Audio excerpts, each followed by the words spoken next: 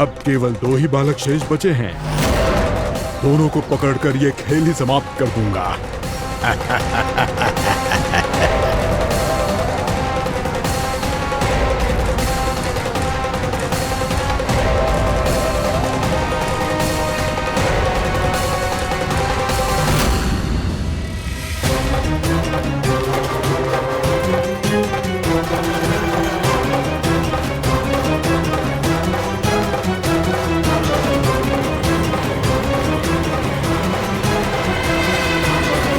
ये तो छलिया है, मायावी छलिया।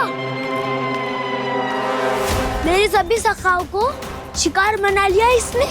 मैं इसे नहीं छोड़ूंगा। कान्हा, कान्हा,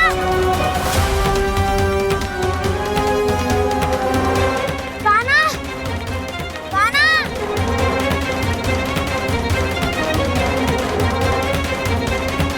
कान्हा, दाऊ,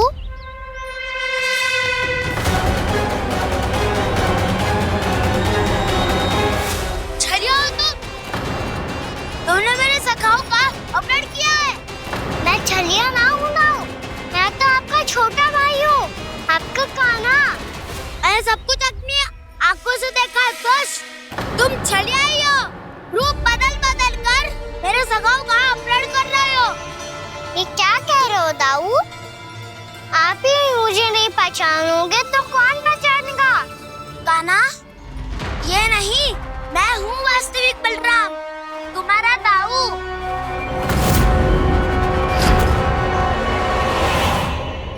इसके बहकावे में मत आना कान्हा, यही है छलिया।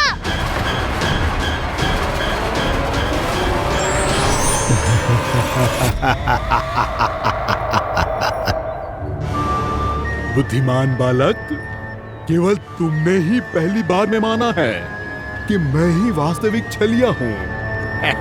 पर हम तुमसे भयभीत नहीं है दस। इसी क्षण हमारे सखाओं को मुक्त कर दो। अच्छा, यदि इतना ही क्रोध आ रहा है तो जाओ, छुड़ा लो अपने सखाओं को।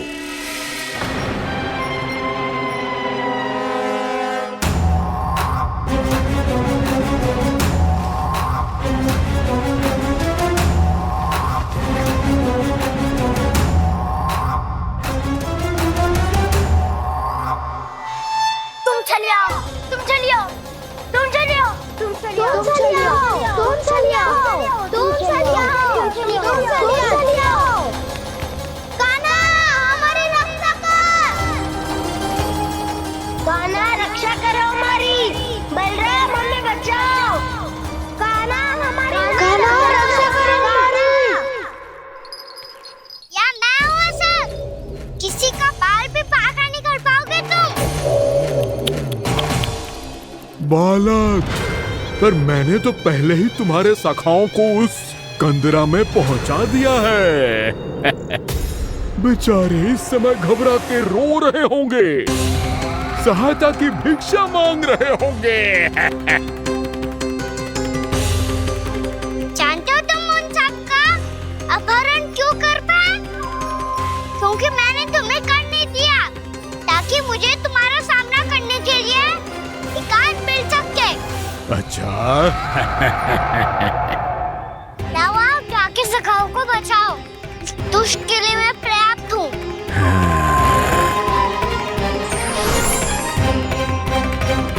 कान्हा, पीछे मुड़ के मत देखना कान्हा।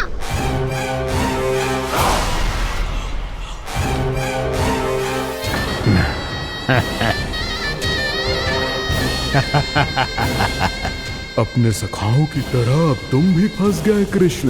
अच्छी कलाकारी कर लेते हो रावणासुर। किससे सिखाया ऐसा सांग करना? स्वांग नहीं, माया है ये विद्या मैंने अपने पिताश्री से सीखी है। माया के महान आचार्य मायासुर। तो तुम मायासुर के पुत्र हो, पर जिसके सामने ना माया जाल बुनने का प्रयास कर रहे हो, ये माया के स्वामी है। जय मायाधर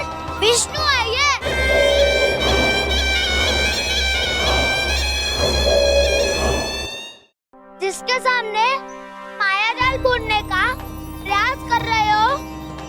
ये माया के स्वामी है, ये मायाधर विष्णु है ये। अच्छा, तो होते रहे। मैं तो इनकी हत्या करने आया हूँ और हत्या करके ही जाऊंगा। जाओ, आप सखाओं को बचाओ, मैं इनका सामना कर लूंगा। पर कान्हा, अभी आप ही ने तो कहा था माया का स्वामी हूँ मैं।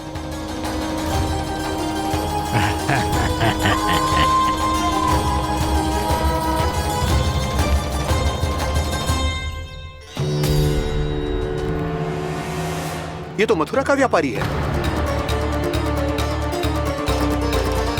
इसको अर्थ वो जो था वो सच में छलिया हो तो कहीं वो नंदमोहन तो ना पहुंच गो। हमें शीघ्र ही गांव जाना पड़ेगा और सबको सावधान करना पड़ेगा। चल।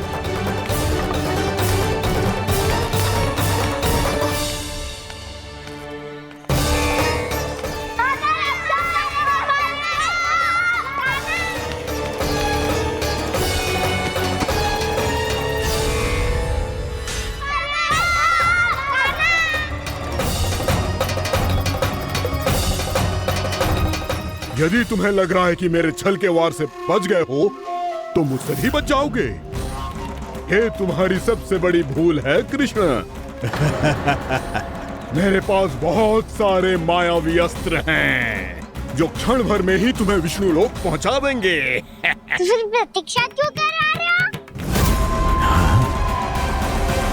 बालक, मैं परिहास नहीं कर रहा हूँ। मुझे पता है, तभी तो कह रहा हूँ शीघ्र दिखाओ ना। मुझे तुम्हारे सारे मायावी अस्त्र देखने हैं। कैसे बालक हो तुम? मैं यहाँ खेल दिखाने नहीं आया हूँ। तो सवेर व्रत क्यों कर रहे हो ब्रह्मासुर? जो करने आए हो वो ही करो ना। अब देखो कैसे तुम्हारे प्राण एक ही वार में इस देह का साथ छोड़कर उड़ जाएंगे।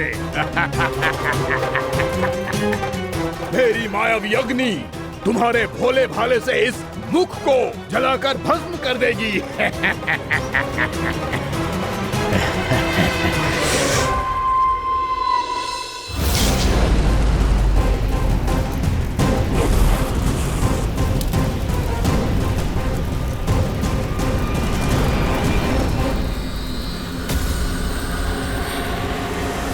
कह रही हो ब्रह्मासुर? बोला बाला तो दिखता हूँ मैं। भैया भी यही कहती है।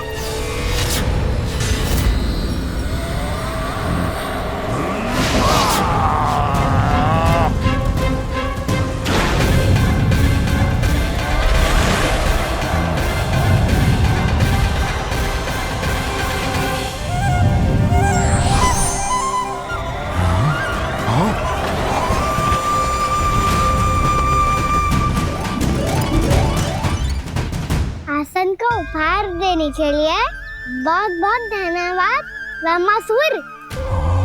बहुत समय से खड़े खड़े थक गया था मैं।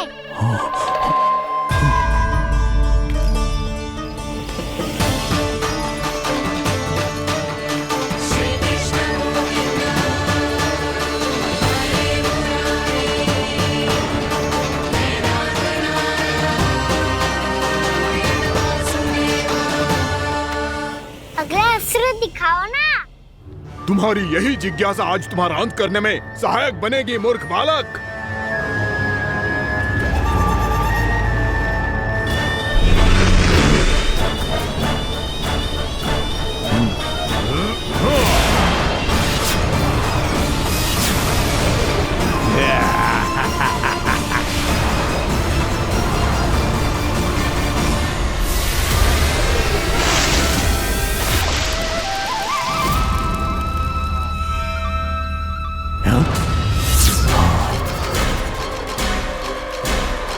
अच्छा, पर प्रक्षालन करना चाहती थे तो पहले क्यों नहीं बताया?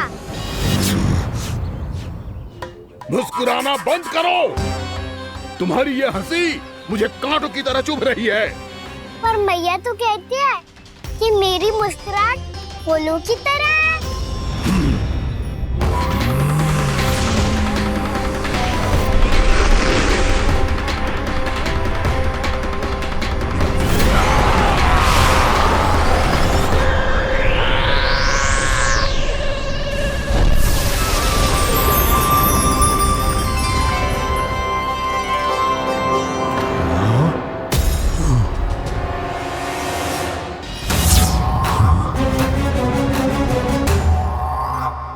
कहा था ना मेरी मुस्कुराहट बिल्कुल इन्हीं फूलों की तरह है।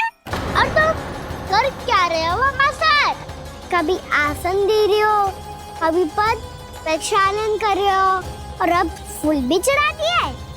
तुम मुझ पे वार करने आए हो कि पूजा करने?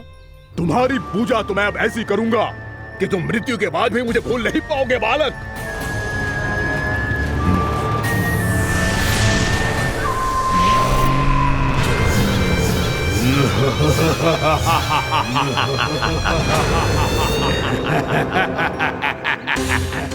कान्हा, ये चट्टान तो मुझसे हिल ही ना रही।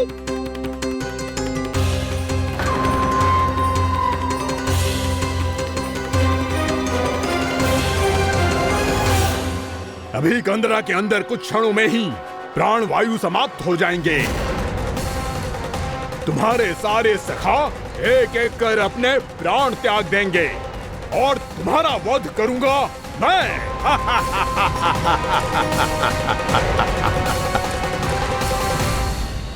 अरे सब जन बच के रहना।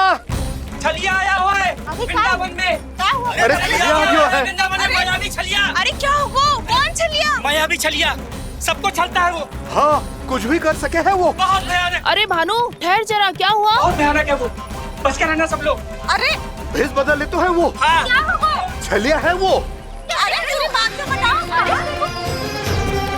रानी भाभी, रानी भाभी, कान्हा घर पर ही है ना? ऐसे भड़बड़ा क्यों रहे हो? कोई भूत देख लियो है क्या?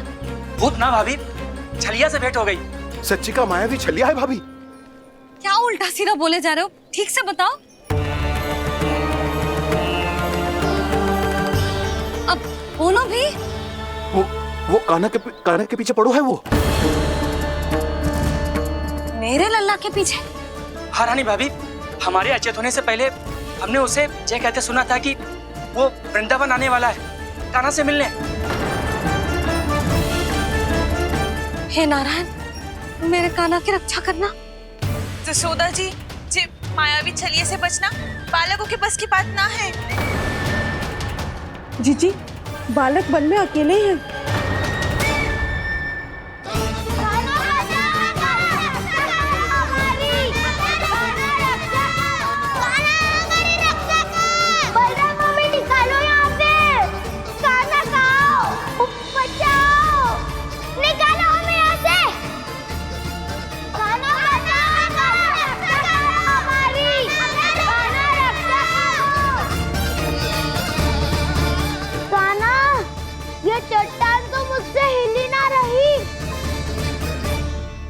यदि मैं माया का स्वामी हूँ तो आप भी बल के स्वामी हो। ताऊ, अपनी क्षमता, अपना सामर्थ्य स्मरण करो।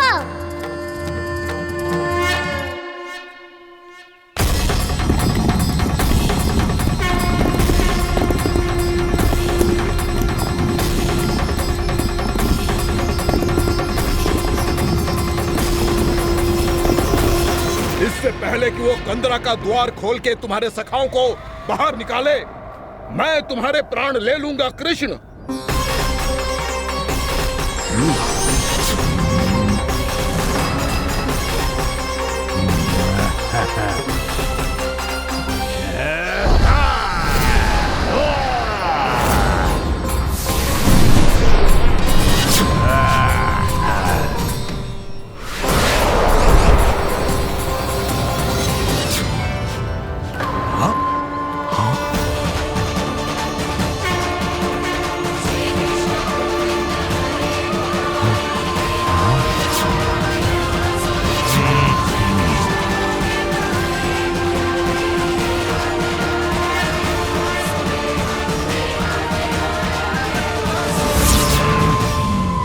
अब कितनी पूजा करोगे ब्रह्मासुर?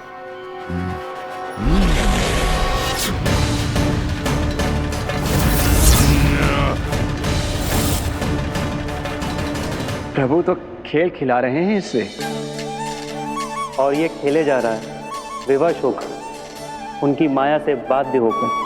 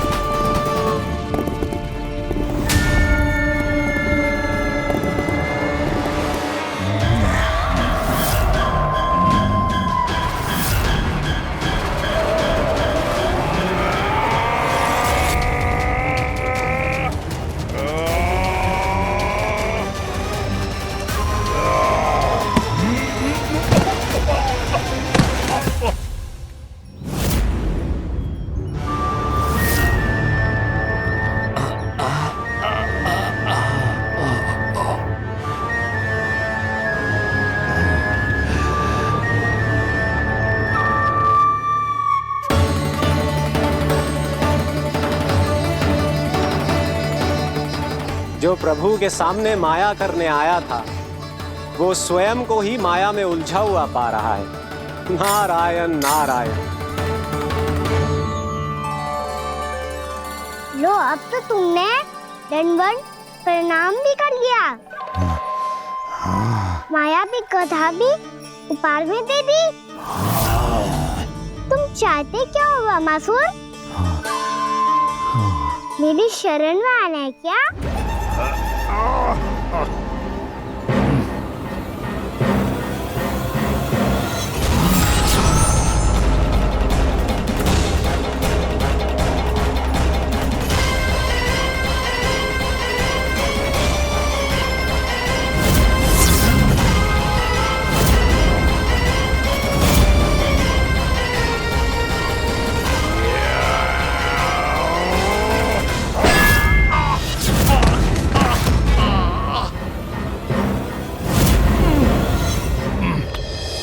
सोच विचार का समय ना है हमारे पास। अपने बालकों की रक्षा के लिए इसी क्षण हमें निकलना होगा। और वो छलिया किसी का भी रूप धारण कर सकते हैं। सुलक्षणा तेरा, शांति तेरा या मेरा, किसी का भी रूप धारण करके हमें भ्रमित कर सकते हो। इसीलिए हमें सतर्क रहना होगा। समझ आई? चलो।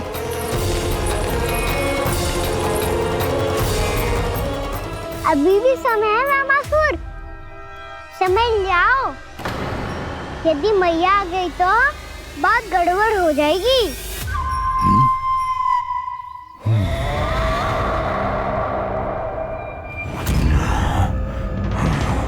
मुझसे झूठ का कोई लाभ नहीं होगा। वामासुर, स्मरण करो तुम कौन हो। मायासुर का पुत्र हूँ मैं, अपने स्वामी महाराज कंस का सेवक हूँ और तुम्हारा हूँ मैं काल।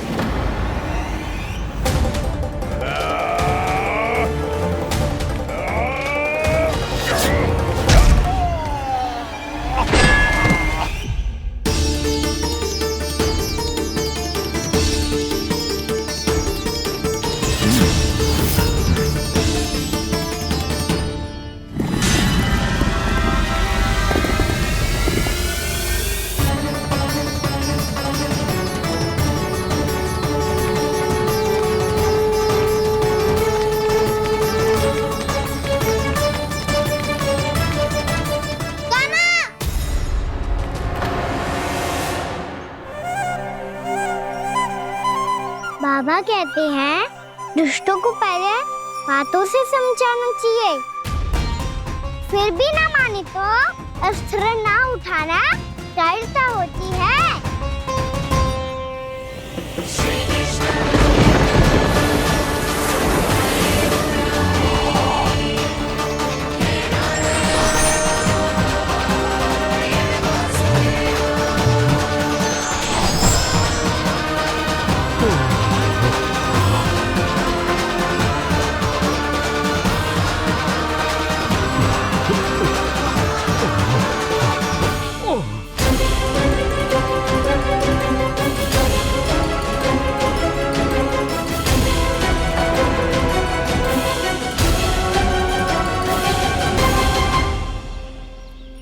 पता था मुझे, अपने बाबा के स्वरूप को हानि नहीं पहुंचाओगे। सही कही तुमने। पिता की छवि ही पिता के समान भी आनंदीय होती है। वामासुर, वामासुर। ये मैं अपने वास्तविक रूप में कैसे आ गया?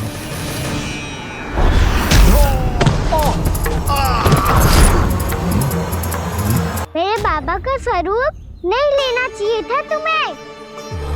मैया ने सिखाया है भूल को क्षमा किया जा सकता है, पर जानबूझ के किए गए अपराध के लिए दंड ही एकमात्र विकल्प होता है। ये बार बार अपनी मैया का नाम ले रहा है। यदि मैं वो स्वरूप लूं तो अपनी मैया पर वार नहीं कर पाएगा ये।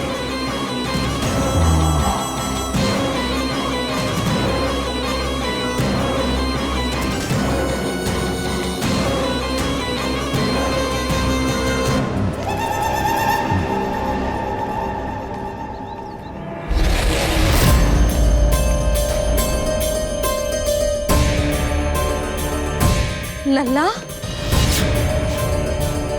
मैं तेरी मैया हूँ, अपनी मैया को मारेगा? बच गया। समझाया था पर तुमने एक बार फिर से मूर्खता कर ही दी। इस पर तुमने पहले से भी बड़ी और पहले से भी भयंकर भूल किया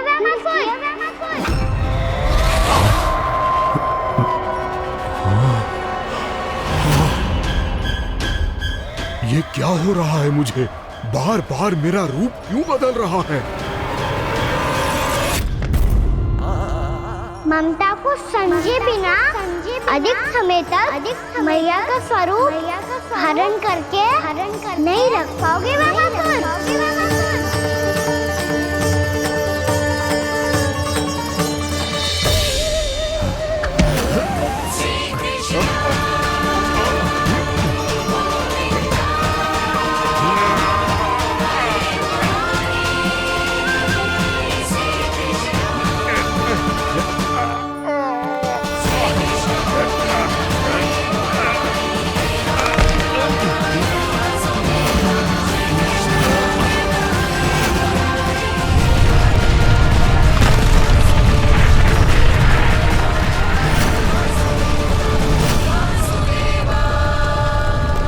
प्रभु के क्रोध से धरती भी कांपने लगी है।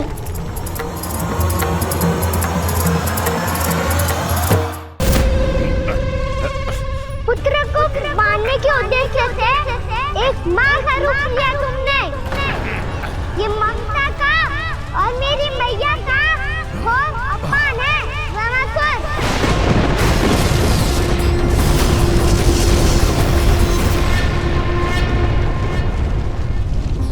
इससे पहले इस असुर के कारण निर्दोष प्राणियों का कोई अहित हो, मुझे कुछ करना होगा। यदि मैं माया का स्वामी हूँ तो आप भी बल के स्वामी हो। दाऊ, अपनी क्षमता अपना सामर्थ्य स्मरण करो।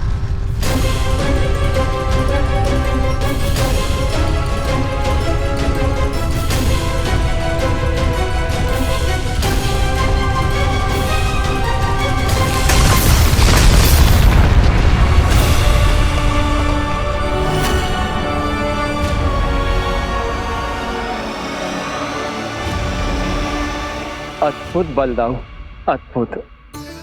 अपने बल का उचित प्रयोग करके आपने प्राणियों को हानि होने से बचा लिया और ये भी सिद्ध कर दिया कि इस युग में आपसे अधिक बलवान और कोई नहीं होगा।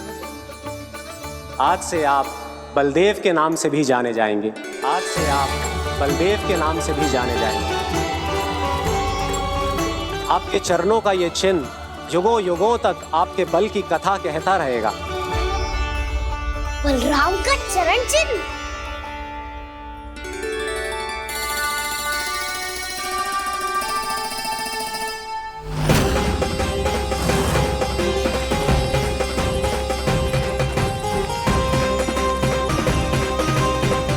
मेरी माया से आज तक कोई नहीं बच पाया है।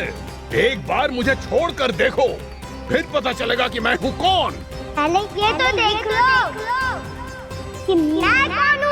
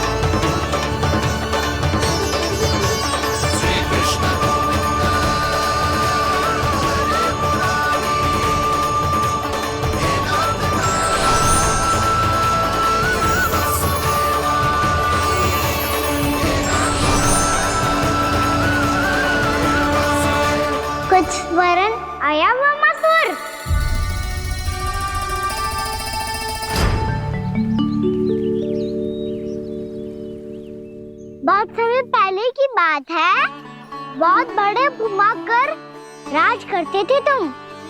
तुम्हें महान राजा भीमम के नाम से जाना जाता था।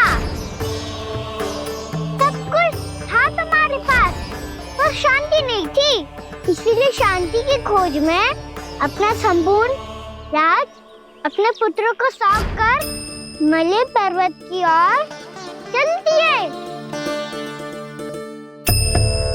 अनेक वर्षों की तपस्या के बाद तुम्हारे तप की कीर्ति चारों ओर फैलने लगी और फिर सच्चे तपस्वी के रूप में तुम्हारी ख्याति से प्रभावित होकर महर्षि उलट तुमसे भेंट करने आए।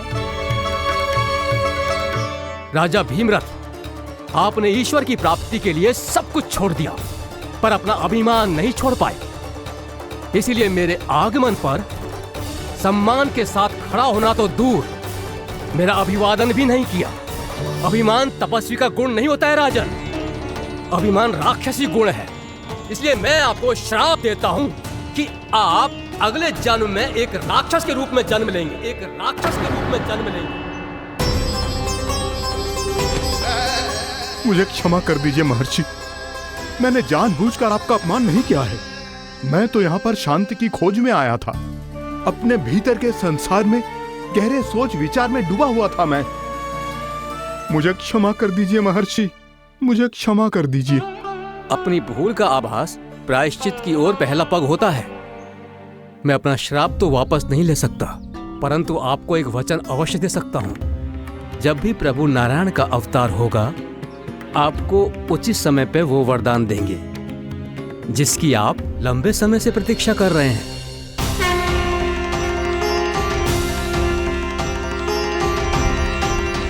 प्रभु, आपने मेरी आंखें खोल दी। अब मुझे पता चल गया है कि आप कौन हैं और मैं कौन हूँ। इसलिए आप मुझ पर कृपा करके अपने चरणों में स्थान दे दीजिए। मुझे वो शांति प्रदान कीजिए जिसकी खोज में मैं वर्षों से भटक रहा हूँ। शांति तो मोक्ष में ही है, इसीलिए मैं तुम्हें मोक्ष का वरदान देता हूँ।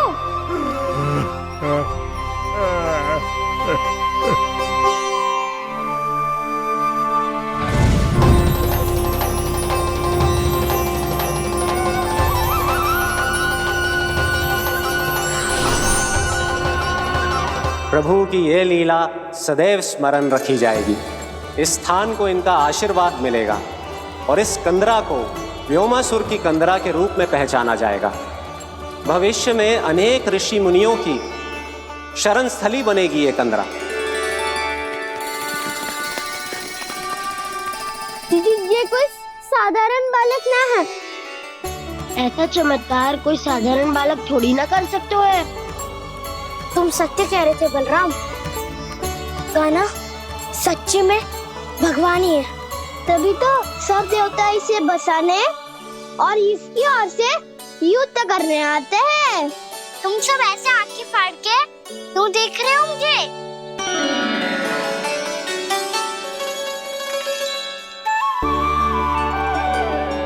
बलराम, तुम बलवान हो और कान्हा भगवान है।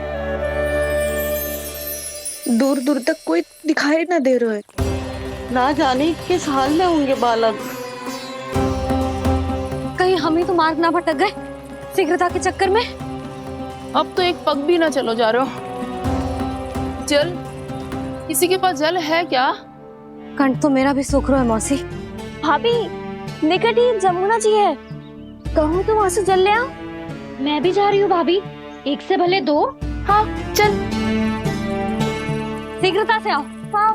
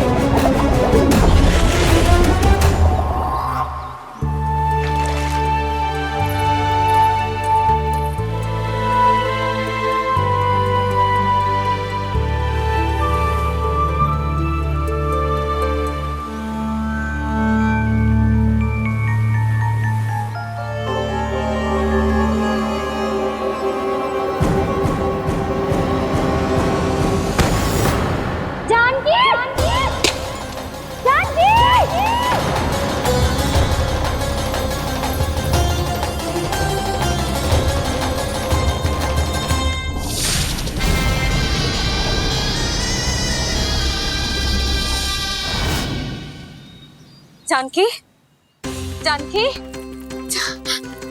क्या होगा इसे?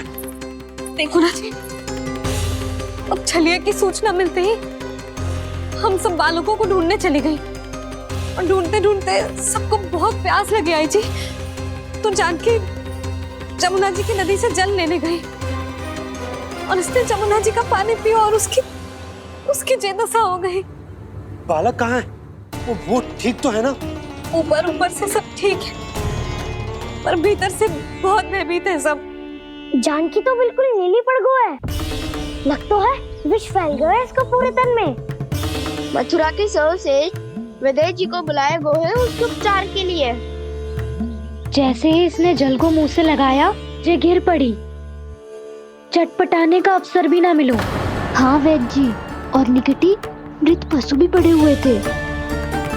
हाँ, मैंने भी अस्थियां देखी थी।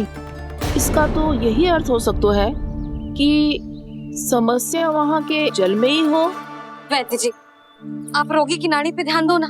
जे गोपिया क्या कह रही है उसे सुनने की आवश्यकता ना है। जब तक विष के कारण का पता नहीं चल जाता, हम उपचार कैसे कर सकते हैं रानी जी? जी, वो निकट ही यमुना जी में एक विशेष क्षेत्र है। ये सब उसी के जल की बात कर रहे हैं। तब तो ऐसा भी हो सकता है कि किसी विषैले सर्प के काटने का प्रभाव हो। पर सर्प के काटने का चिन्ह ना है उसके तन पे। सर्प जब काटतो है तब उसके दांत के चिन्ह बन जाते हैं।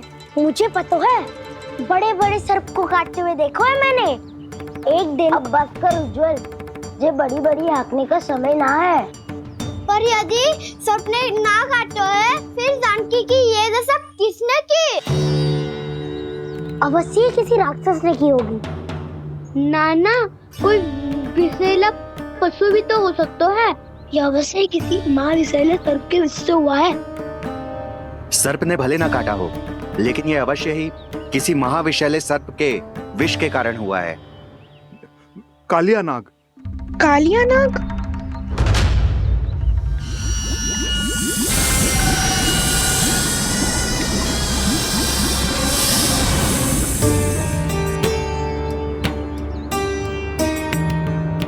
संकेतों से तो ऐसा लगता है कि जानकी ने कालिया नाग के क्षेत्र के विशाल जल पी लियो है। कालिया नाग एक लोक सुरती है, कल्पना में गढ़ी हुई एक कथा, और कछु ना है। हमें जाके पता लगाना पड़ेगा। पर हमें वहां जाने से मना क्यों है ना बड़ों ने? उज्जवल सही कह रहे हो है। इस समय जानकी के स्वार्थ से अधिक महत्वपूर्ण और कछु ना है। जानकी हमारे लिए ही जलाने गई थी जी। ना मैं उसे जाने देती ना जैसा वो तो। वैद्य जी, आप शीघ्र कछु करो, कैसे भी कछु भी करो, पर इसके प्राण बचा लो। यशोदा, धैर्य रखो, श्री नारायण पर विश्वास रखो, वो सब ठीक कर देंगे।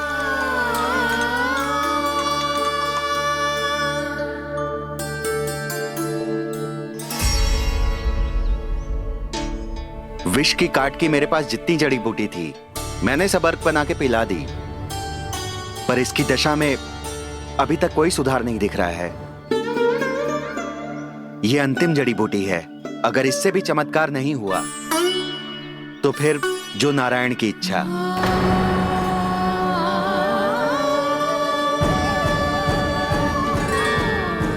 पर कोई तो उपाय होगा जानकी को बचाने का।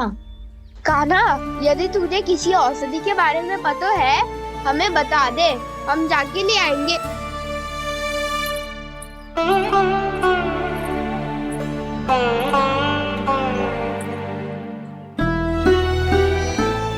हे नारायण, हे प्रभु, मेरी जानकी के प्राण बचा ले प्रभु। या तो मैं अपने आप को कभी क्षमा न कर पाऊंगी। ये सारी मेरे ही कारण बनाई थी। उसकी रक्षा करो प्रभु, मेरी पुकार सुनो।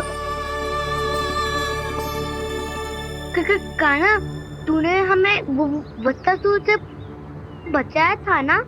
और बकासुर से भी तो। और छलिया से भी तो तूने ही बचाया था ना हमें। क्या ऐसा कोई उपाय ना है जानकी को बचाने का? धनवंतरी,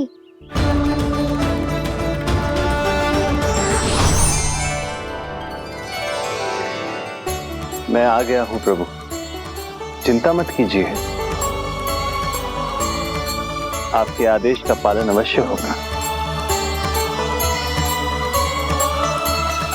यशोदा मैया,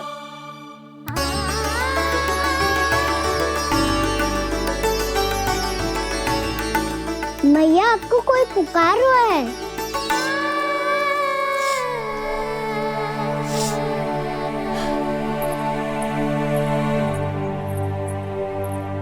चिंता मत करो मैया, अब धनवंतरी जी आ गए हैं, वो सब संभाल लेंगे। धनवंतरी जी कौन है? जिन्होंने संसार का आयुर्वेद दिया, आरोग्य के देवता,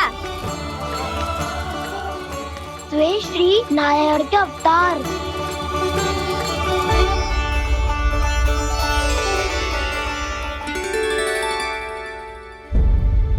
मुझे पता चला है कि आपको वेद की आवश्यकता है। हाँ हाँ, भीतर आइए।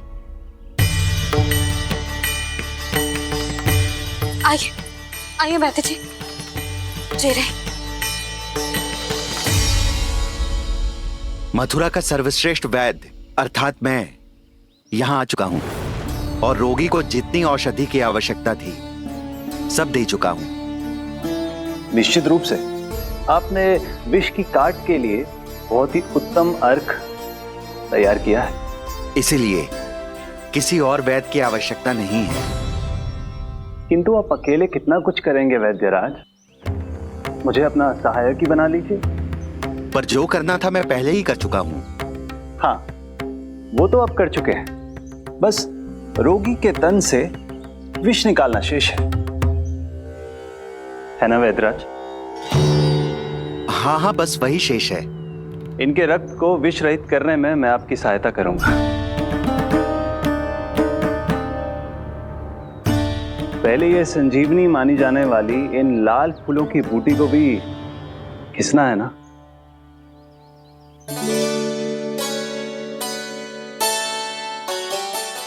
हाँ हाँ, तुम सही कह रहे हो, इसे अच्छे से घिसो।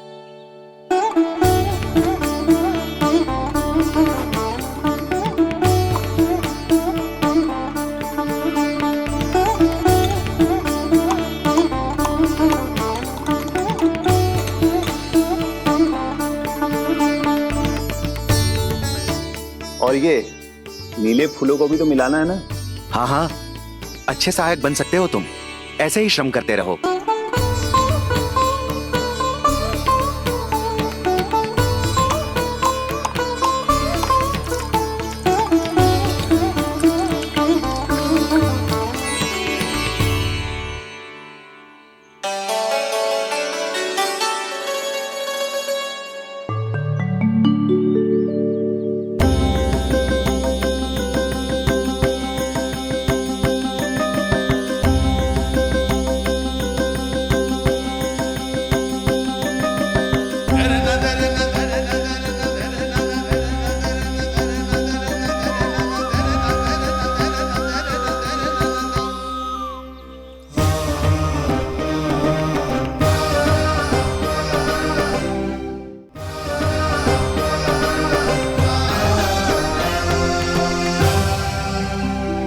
जानकी स्वस्थ हो जाएगी ना धनवंतरी जी?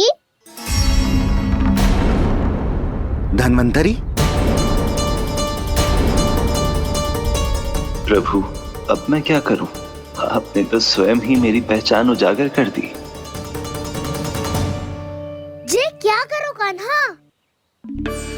आप सब ऐसे क्यों देख रहे हो?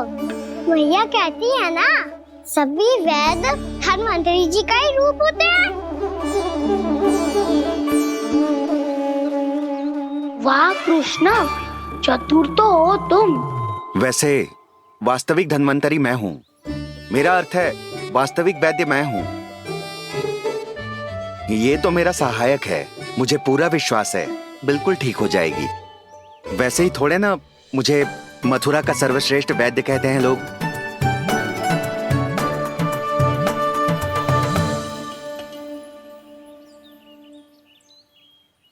जसोदा भाभी,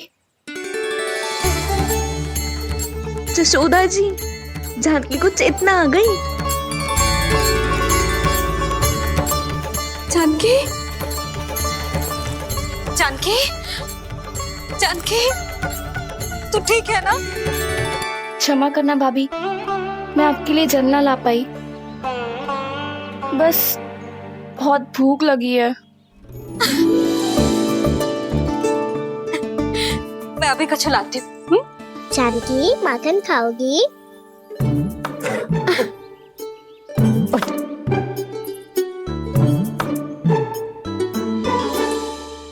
आजा, तू ही खिला दे लल्ला।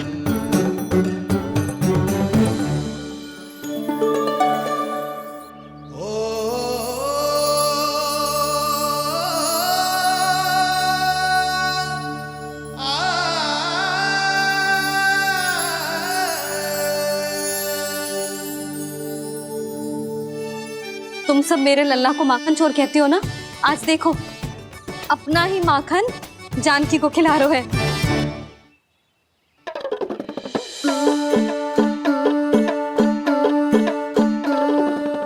थोड़ा और विश्राम कर लो। सदैव तुम हम सबकी सेवा करती हो, आज मैं तुम्हारी सेवा करूंगा। जानकी की जिद दशा तब हुई जब जय यशोदा काकी की सेवा कर रही थी, और अब देखो स्वयं भगवान ही इसकी सेवा कर रहे हैं। जानते हो इससे क्या सिद्ध होता है? जो भी यशोदा मैया की पूजा करेगा, अर्थात अपने माता पिता की सेवा करेगा, उनके साथ सम्मान से व्यवहार करेगा, ईश्वर स्वयं उसका ध्यान रखेंगे। कभी धन्वंतरी के रूप में तो कभी स्वयं कान्हा के रूप में। भक्त और भगवान का देखो कैसा ये अनुराग, स्वयं करे सेवा प्रभु, अद्भुत गोपी का भाग्य। प्रभु इन सब पृथ्वीवासियों से कितना घुल मिल गए हैं। ना तो ये प्रभु को भगवान मानते हैं और ना ही प्रभु अपने आप को इनसे सर्वश्रेष्ठ समझते हैं। अपने आचरण से ये सिद्ध कर रहे हैं कि ये सभी में हैं और सभी इनका ही अंश है।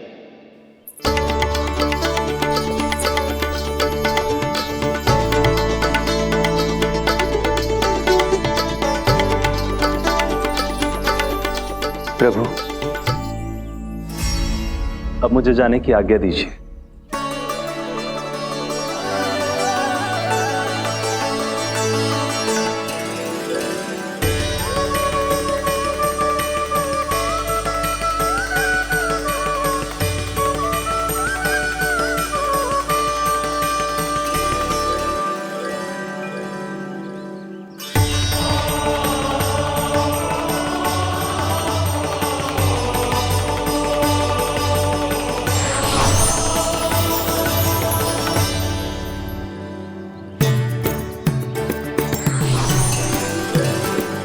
कान्हा ने तो सच्ची में धन्वंतरी जी को बुला लिया था।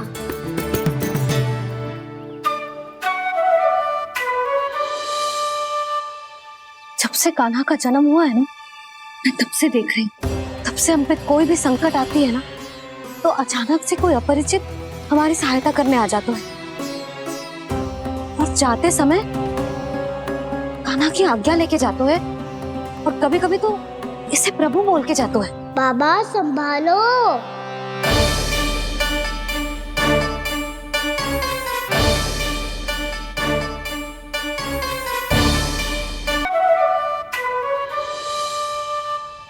जब से कान्हा का जन्म हुआ है ना, मैं तब से देख रही हूँ, तब से हम पे कोई भी संकट आती है ना, तो अचानक से कोई अपरिचित हमारी सहायता करने आ जाता है, और जाते समय कान्हा की आज्ञा लेके जाते है, और कभी कभी तो इसे प्रभु बोल के जाते है। बाबा संभालो। यशोदा, इस जानकी को चढ़ो है और विचित्र विचार तुम्हारे मन में है। अरे सब जानते हैं कि हमारा परिवार राजसी, तुम्हें पता ना चलता हो वो, पर हमारे कान्हा को सब राजकुमार ही समझते हैं देखकर। इसीलिए उसे सम्मान देने के लिए सब ऐसा ही करते हैं, और कोई बात ना है।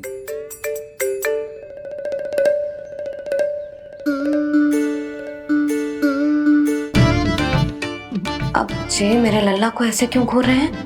बुरी दृष्टि लगाएंगे क्या? वैद्यराज जी, आपके सहायक तो गए, अब आप यहाँ क्यों? वो क्या है ना, मैं अपने रोगी का निरीक्षण करके पूरी तरह से संतुष्ट होकर ही जाता हूँ।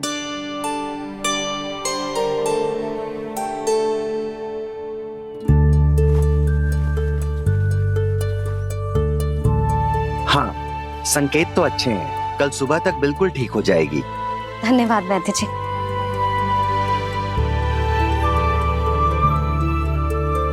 बस तो फिर हम कल पकड़न पकड़ाई खेलेंगे जानकी।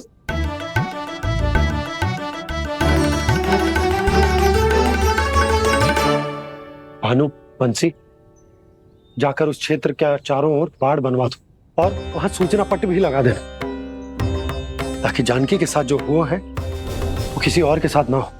शीघ्र जाओ। जी ठीक है।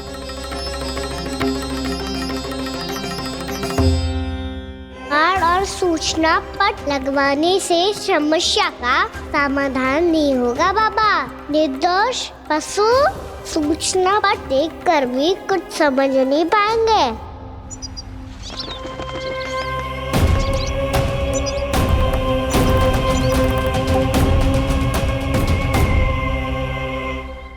तो तुम्हारे कहने का अर्थ यह है कि व्योमासुर मारा जा चुका है और वो बालक अब भी जीवित है। हाँ महाराज, मैंने गोप बालकों को कहते सुना था कि कृष्ण ने छलिया को मोक्ष दे दिया है, पर वृंदावन सुरक्षित नहीं है महाराज। वो एक बहुत बड़ी समस्या से जूझ रहे हैं। कैसी समस्या? गांव के निकट क्षेत्र में किसी विषैले सर्प का निवास है। उसके विष का प्रभाव इतना भयानक है महाराज, जैसे विष ना हो, स्वयं हलाहल हो। मेरी कोई भी औषधि रोगी का उपचार नहीं कर पा रही थी। निकट के क्षेत्र में कहाँ है वो सर्प? गोप मानते हैं कि वो सर्प गांव के निकट यमुना नदी के जल में रहता है। मुझे तो लगता है महाराज, ये कालिया नाग की कथा कोई किंवदंती या लोक श्रुति नहीं, एक सच्चाई है, एक विषैली सच्चाई।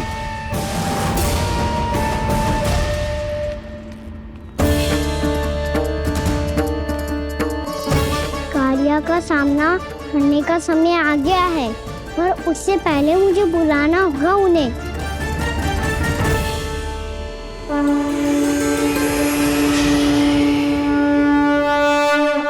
संसार के दारुण भय का नाश करने वाले, सभी कष्टों का हरण करने वाले, विश्व का समस्त ऐश्वर्य प्रदान करने वाले, कमल जैसे लोचन, मुख और चरणों वाले आजानुभुज श्री राम को मैं बार बार नमस्कार करता हूँ। आपदामपहर्तारं दातारं सर्व संपदा लोकाभिरामं श्री रामं भूयो भूयो नमाम्यहम्। कागभूषोंडी कागभूषोंडी कागभूषोंडी। प्रभु क्षमा करें, मुझे जाना होगा।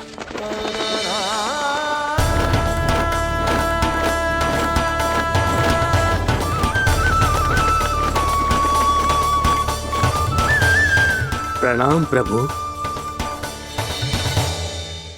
अनेक बार मैं आपके दर्शनों के लिए आया प्रभु। कभी नंद भवन के झरोखों से आपके दर्शन करके चला जाता था, तो कभी दूर किसी वृक्ष की आड़ से आपको निहार लिया करता था। आज आपने स्वयं मुझे बुलाकर धन्य कर दिया प्रभु।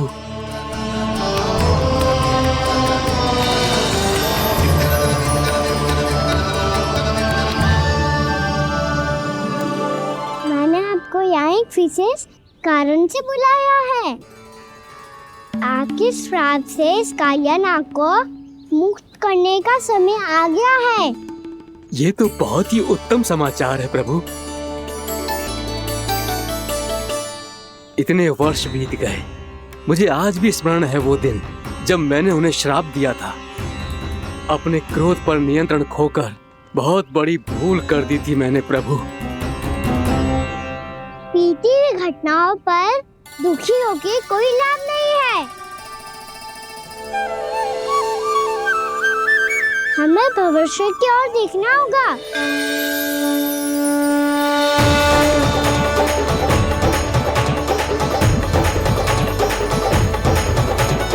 आदेश कीजिए प्रभु, क्या आज्ञा है आपकी? जब मैं कालिया नाग का सामना करने जाऊं, तो आप यहीं रहेगा। आपको अपने आप पता चल जाएगा कि कब क्या करना है। और हाँ, लौटते जाते समय नारद मुनि से कहिएगा, वो आकर मुझसे भेंट करे। अवश्य प्रभु, प्रणाम। क्या इसने सच्ची में देवर्षि नारद को बुलाया है? नारायण नारायण, आपको संदेश भेजने की आवश्यकता नहीं थी। आप स्मरण करते और मैं चला आता। तुम्हारा कल्याण हो नारद।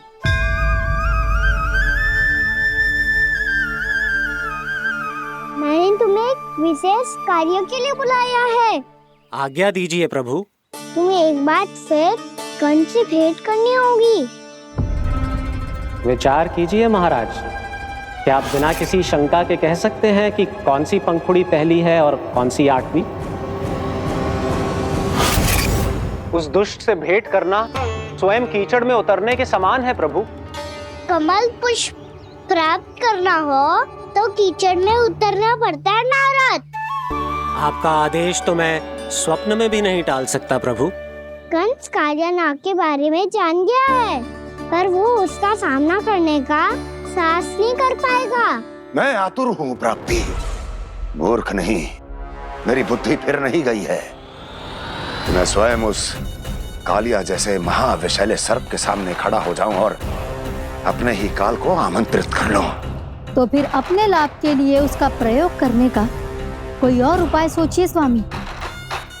कुछ ऐसा कीजिए कि यमुना नदी का पूरा जल विषैला हो जाए और वृंदावन वासी उसका उपयोग करे, और आपका काल कहलाने वाला वो बालक स्वयं काल के गाल में चला जाए। उत्तम उत्तम सुझाव है प्राप्ति। अब मुझे उस कालिया तक पहुंचने का मार्ग ढूंढना होगा। उसको विवश करने का कोई उपाय ढूंढना होगा, क्योंकि व्यक्तिगत रूप से उससे भेंट करना असंभव है। असंभव। आप सही कह रहे हैं प्रभु। कंस में उतना सामर्थ्य नहीं कि वो कालिया नाग का सामना स्वयं कर सके। वैसे तो कालिया गरुड़ देव का भी सम्मान नहीं करता, तो फिर वो कंस का सम्मान क्यों करेगा भला? नहीं करेगा, पर कंस तुम्हारा सम्मान अवश्य करेगा नारद। तुम्हारी बातें भी सुनेगा और मानेगा भी। ये मेरी योजना का बहुत ही महत्वपूर्ण भाग है। तुम कंस के पास जाओ और कहो कि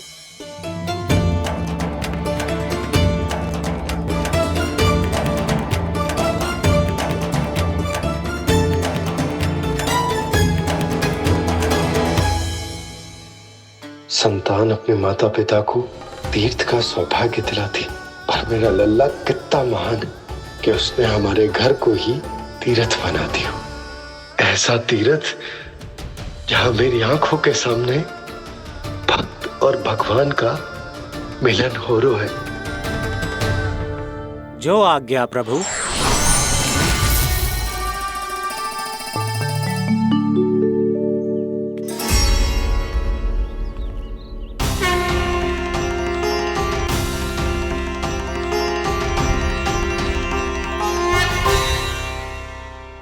बाबा, कान्हा, ये सब क्या चल रहा है? पहले काग भुसुंडी जी और फिर ये नारद जी। क्या योजना बना रहे हो तुम? कान्हा, बता ना लल्ला, क्या सोच रहे तू? कान्हा देख, अगर तुझे अपने बाबा को ना बताना हो ना, तो अपने भक्त को बता दे। क्या सोच रहे हो लल्ला? क्या करने वाले हो आप?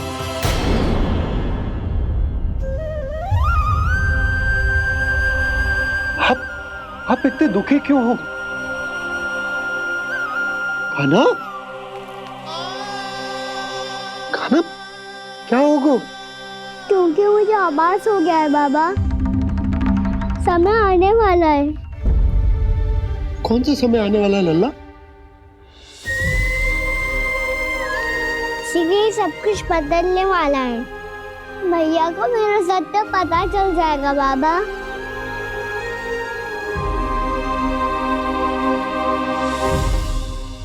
पर लल्ला, इसका काक भुसुंडी और कालिया नाग से क्या संबंध है?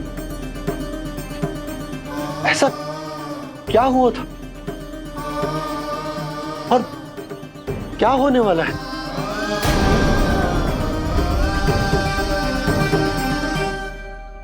जो होने वाला है बाबा, उसका संबंध उससे है जो सैकड़ों वर्ष पहले हुआ था। महर्षि भृगु के एक वंशज थे वेद शिरोमणि, जो विंध्याचल की पहाड़ियों में साधना कर रहे थे। तभी वहाँ अश्वशिरा नाम के एक दूसरे मुनि आमंत्रण के बिना ही आ गए। कितना सुंदर और शांतिपूर्ण आश्रम है। यहाँ प्रभु की साधना करने में बहुत आनंद आएगा। शीघ्र ही अश्वशिरा मुनि उपस्थिति के कारण होने वाले व्यवधान से बाध्य होकर वेद शिरोमणि ने अपनी आंखें खोली। कौन हो तुम और यहाँ क्या कर रहे हो? आपके आश्रम में बहुत शांति है मुनिवर। साधना करने के लिए बहुत ही उत्तम स्थान है ये। मैं चाहता हूँ कि मैं भी यहाँ। आप यहाँ साधना करना चाहते हैं, लेकिन इतना भी नहीं जानते कि किसी के आश्रम में प्रवेश करने से पहले उसकी आज्ञा लेनी चाहिए। आप ये भी नहीं जानते कि यदि कोई यज्ञ कर रहा हो तो बिना अनुमति के वहाँ प्रवेश करने से उसकी यज्ञ साधना भंग हो सकती है। आप क्या साधना करेंगे मुनि? आप तो साधना के योग्य ही नहीं हैं। इतना अपमान! एक मुनि के मुख से इतने कड़वे शब्द शोभा नहीं देते। मैं तुम्हें श्राप देता हूँ, जितनी विषैली तुम्हारी जिह्वा है उतने ही विषैले सर्प बन जाओ तुम। और ऐसा सर्प जो सांस भी ले तो निकट का वातावरण दूषित हो जाए। तुम्हारे इस दुस्साहस के लिए मैं तुम्हें श्राप देता हूँ कि तुम अभी इसी क्षण कौवा बन जाओ, और ऐसा कौवा जो कांव कांव करके अनर्गल प्रलाप करता रहे।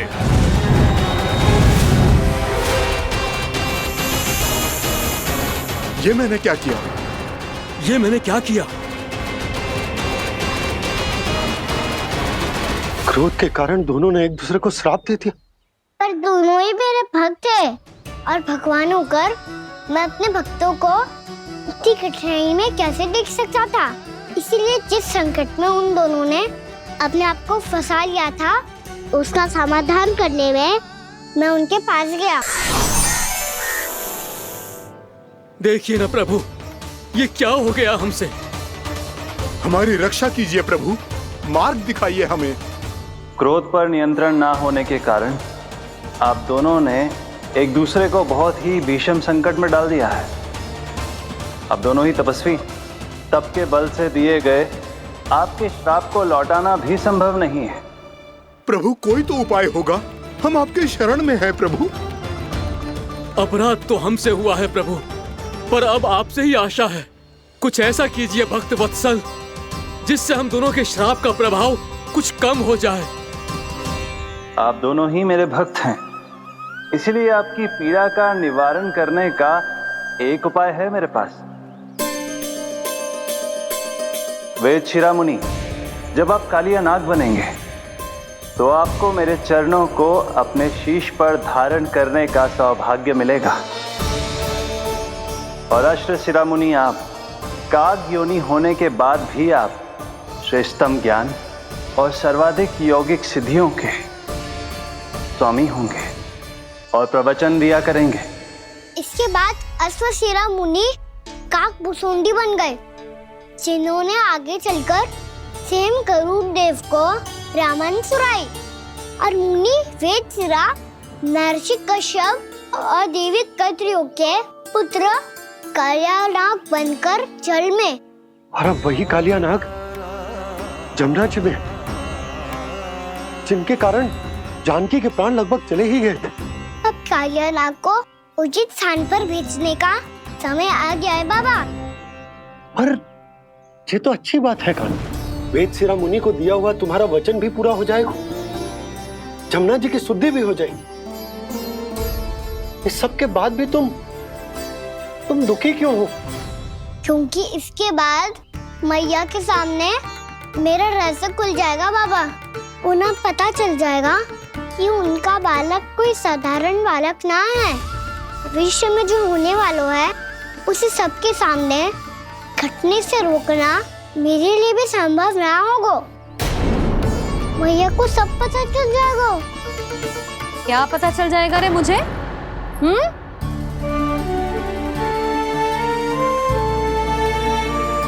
यही कि सबसे अधिक प्रेम मैं आपसे ही करता हूँ।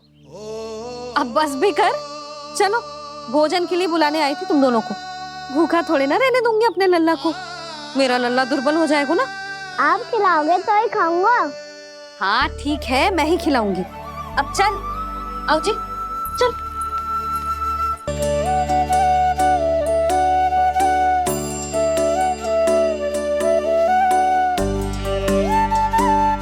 मैया खेलो ना मेरे साथ।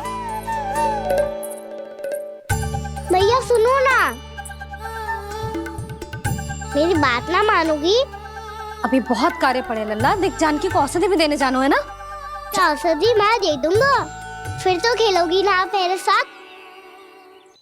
पिछले कुछ दिनों से अपनी मैया का अधिक से अधिक प्रेम पाने का प्रयास करो है कान्हा। इसका तो एक ही अर्थ हो सकता है कि कछु बहुत बड़ो होने वाला है। कान्हा रुक जा लल्ला। कान्हा क्यों तंग कर रहा है? मैया को पहन लेना। कान्हा, कान्हा, ये क्या करो तूने?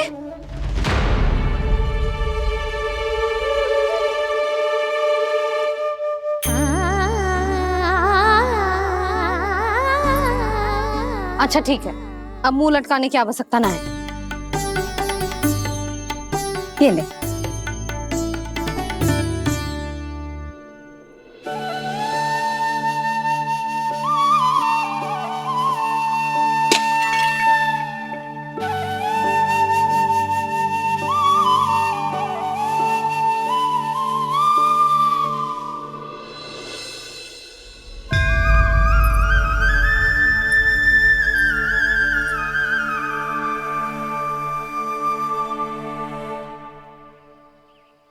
तंग करे मैया को खिजाए, खेले रूठे मनाए,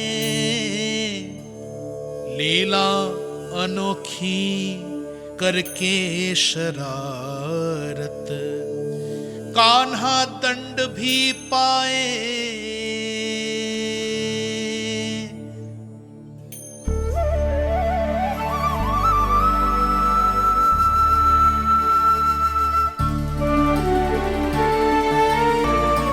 रूठना मनाना, खेलना खिलाना, पहले शरारत करके क्रोध दिलाना और फिर क्षमा मांग लेना, ये सब जानबूझकर कर रहे है कान्हा। जैसे जीवन भर के लिए अपनी मैया की ममता को अपने हृदय में समेट कर रखना चाहते हो। कैसे कैसे करूं उस कालिया से मित्रता, कैसे करूं उसका उपयोग?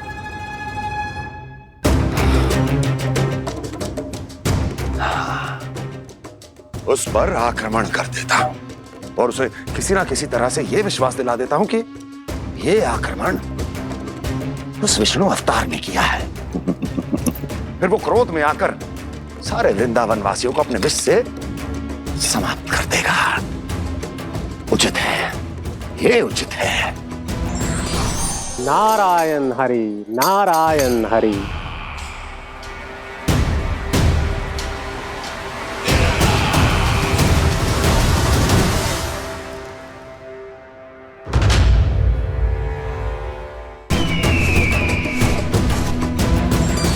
नारायण हरि, नारायण हरि।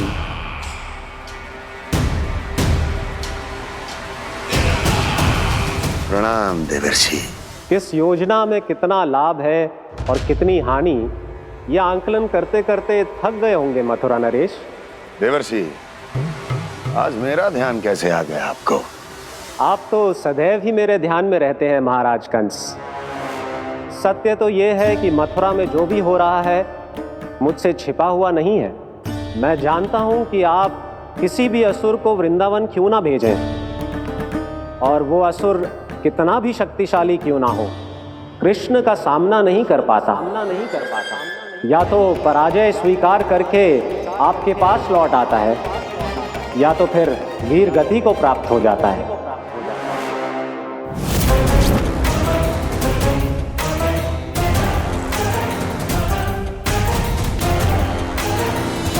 वाह, मुझे मेरी असफलताएं स्मरण कराने आए हैं, मेरे घाव को खुरेदने आए हैं, उन पे नमक छिड़कने आए हैं।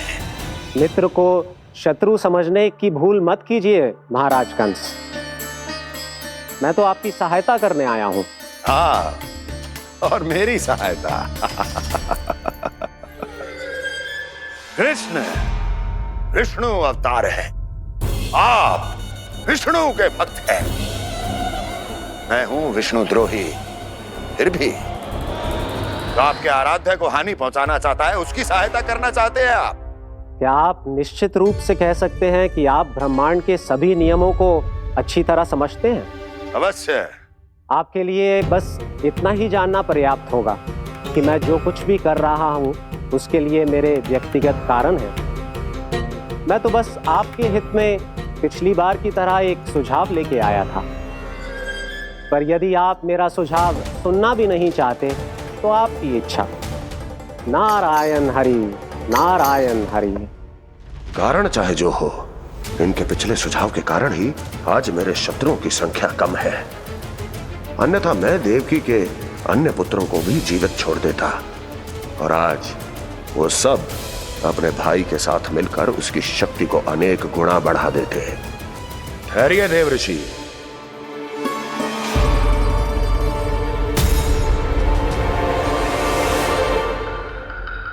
बताइए क्या सुझाव है आपके पास?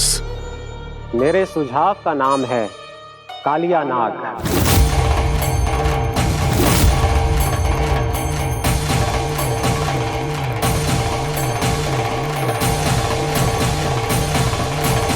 उसके विषय में मैं जानता हूं देवर्षि।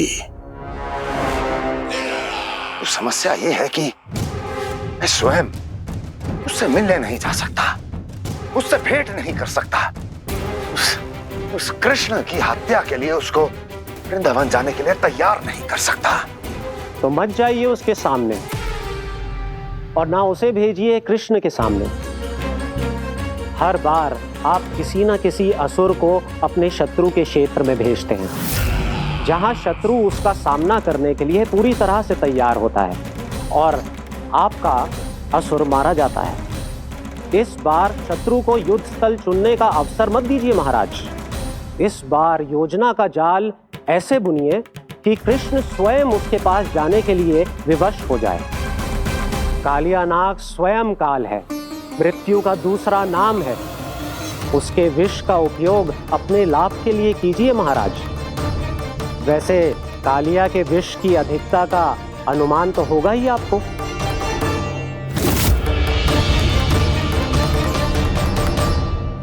एक बार जो उसके क्षेत्र में पहुंच गया, फिर उसके विष से बचना असंभव है।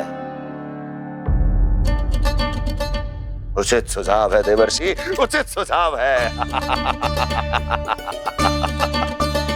देवर्षि, उस छलिया विष्णु की भक्ति करते करते आप भी उसके रंग ढंग सीख गए हैं। उचित है। उचित है।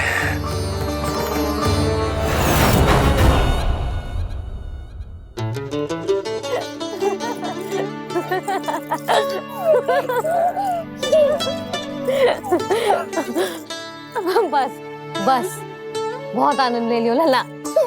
बस अब दूध पी ले। ठहर ठहर, गर्म है। जी ले ले।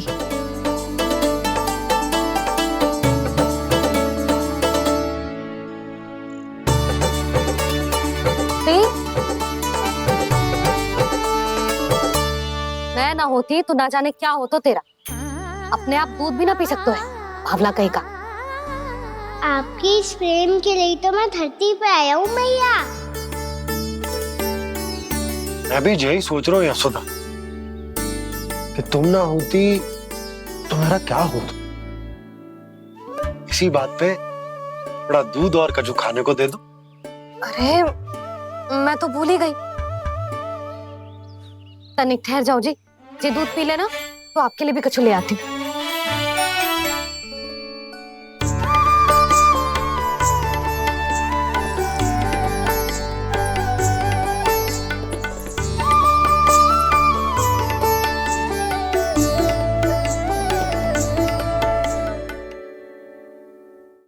प्रणाम महाराज।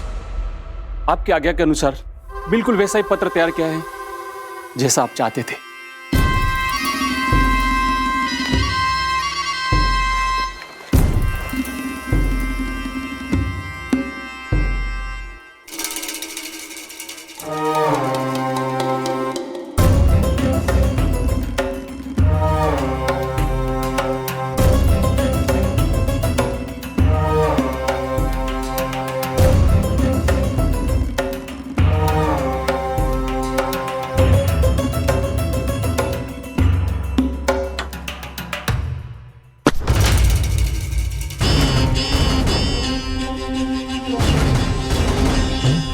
कृष्ण जन्म से लेकर आज तक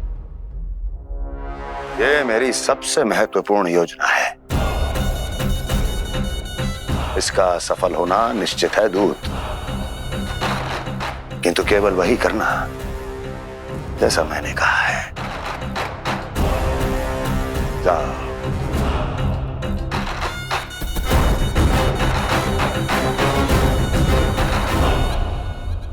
कान्हा,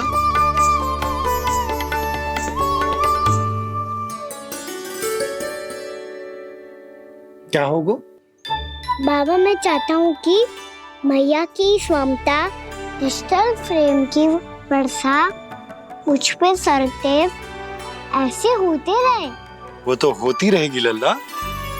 अपने लल्ला के लिए किसी मैया का प्रेम कभी कम हो सकता है भला?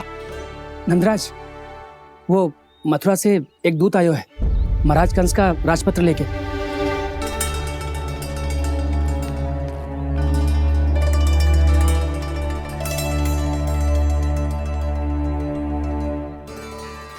कान्हा अब क्या करने वाला है? तेरे बाबा कहाँ गए? हाँ? कंस मामा का खेल आरंभ हो गया है, पर मैया वो सब सुनेगी तो व्यर्थ चिंतित हो जाएगी। बस थोड़ा बाहर गया मैया, कछु खा लिए से। बाहर इस समय? मैया क्या होगा? मैया देखो ना, पीठ पे कुछ हो रहा है। मेरा हाथ ना पहुंचो, आप करो ना। दिखा यहाँ। क्षमा करना मैया, पर अभी बाबा को ही संभालने दो ये सब। कहिए, क्या संदेश लाए हैं आप? नहीं नंदराज नहीं। महाराज कंस का आदेश है कि ये संदेश सभी गांव वालों के साथ ही पढ़ा जाए। ठीक है, मैं गांव वालों के सामने पढ़ दूंगा, पर मुझे तो दीजिए पढ़ने के लिए। महाराज की आज्ञा का पालन करना आपके लिए भी आवश्यक है नंदराज। सभी गांव वासियों की सभा बुलाइए। बंसी, सभी गांव वालों की सभा बुलाओ। राजपत्र में ऐसा क्या संदेश भेजो है कंस ने अब मेरे पत्र को पढ़कर सब भौचक के रह जाएंगे। और वो कृष्ण, उस कृष्ण के पांव के नीचे से तो भूमि खिसक जाएगी, आकाश फट पड़ेगा, बिजलियां गिर जाएंगी। प्राप्ति, ओ प्राप्ति, कंस का पत्र स्वयं को बहुत अधिक शक्तिशाली समझता है ना वो। अब देखता हूं कैसे वो इस महासंकट का सामना करता है। वो कृष्ण, वो अपनी मृत्यु स्वयं चुनेगा या मृत्यु की वेदी पर चढ़ा देगा। प्रिय वृंदावन वासियों को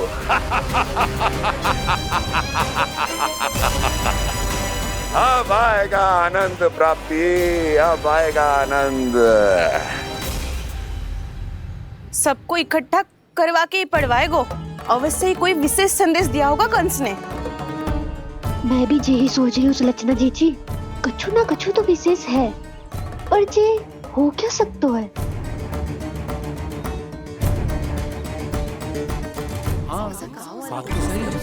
ऐसा कहा हो सकता है?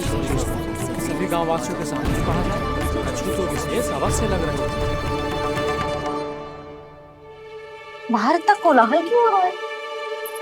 मैया, मैया, अब क्या होगा? मैया देखो ना, सर पे कछु हो रहा है। लल्ला, नारायण ने तुझे हाथ दिए हैं ना? पीठ की बात अन्य थी। अपने सिर की सेवा स्वयं कर। सर पे तो हाथ पहुंच रहा है ना?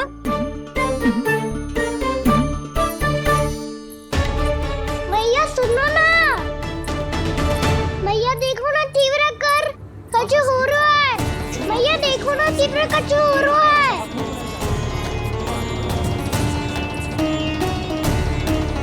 सब लोग आ चुके हैं, अपना संदेश सुनाइए आप। गोपराज नंद और सभी वृंदावन वासियों को सूचित किया जाता है कि मथुरा अधिपति और आप सभी के महाराज कंस ने कल सुबह भव्य पूजा का आयोजन किया है। इसके लिए राज्य को वृंदावन के क्षेत्र के निकट यमुना नदी के मध्य में खिलने वाले 1 कोटि कमल के पुष्पों की आवश्यकता है। इसीलिए आप सभी को यह आदेश दिया जाता है कि ये सभी कमल के पुष्प प्रथम पहर से पहले राजसभा में पहुंचा दिए जाए। सारे वो भी प्रथम पहर से पहले कैसे हो सकते हैं? यदि आप ऐसा करने में असफल रहे तो इसे राज आज्ञा का उल्लंघन माना जाएगा और राजद्रोह के आरोप में आप सभी को कड़े से कड़ा दंड दिया जाएगा। स्मरण रहे, यदि कल की पूजा में इन 1 कोटि कमल के पुष्पों का ना पहुंचने के कारण कोई व्यवधान आया तो समस्त वृंदावन वासियों को दोषी माना जाएगा और पूरे गांव को निवासियों सहित धूल में मिला दिया जाएगा।